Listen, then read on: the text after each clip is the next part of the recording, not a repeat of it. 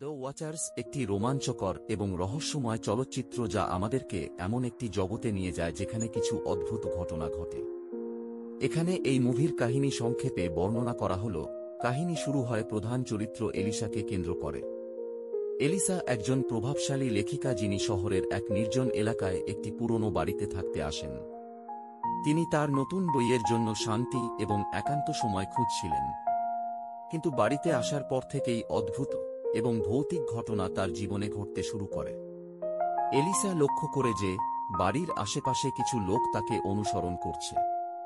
প্রথমে তিনি ভেবেছিলেন এটি তার মনের ভুল, কিন্তু সময়ের সাথে সাথে তিনি বুঝতে পারেন যে এটি কোন সাধারণ ব্যাপার নয়।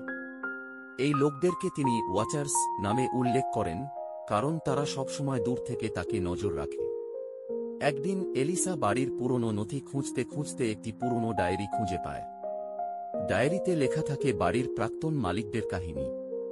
তিনি জানতে পারেন যে এই বাড়িতে বহু বছর আগে একটি পরিবার বাস করত, যারা অদ্ভুতভাবে নিখোঁজ হয়ে যায়। ওয়াচার্সরা সেই পরিবারের সাথে যুক্ত এবং তারা এখনও বাড়ির গোপন রহস্য রক্ষা করতে এখানে থাকে।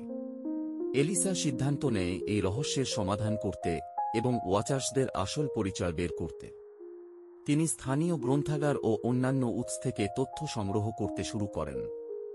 তার খোঁজে তিনি আবিষ্কার করেন যে ওয়াচার্সরা অতিপ্রাকৃত শক্তির অধিকারী এবং তারা একটি প্রাচীন অভিশাপের সাথে যুক্ত।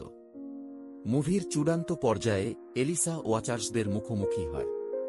তাদের সাথে একটি রুদ্ধশ্বাস দ্বন্দ্বের পর এলিসা সফলভাবে তাদের অভিশাপের রহস্য উন্মোচন করে এবং বাড়ির মুক্তি নিশ্চিত করে।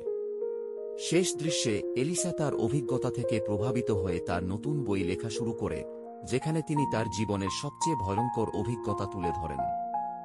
দ্য ওয়াচার্স মুভিটি একটি থ্রিলার ও রহস্যময় যাত্রা যা দর্শকদের প্রতিটি মুহূর্তে উত্তেজনা এবং কৌতূহলে ভরিয়ে রাখে। এই মুভি আমাদেরকে শেখায় যে সত্য কখনো না কখনো প্রকাশ পায় এবং সাহসিকতা ও দৃঢ় সংকল্প সবসময় জয়লাভ করে।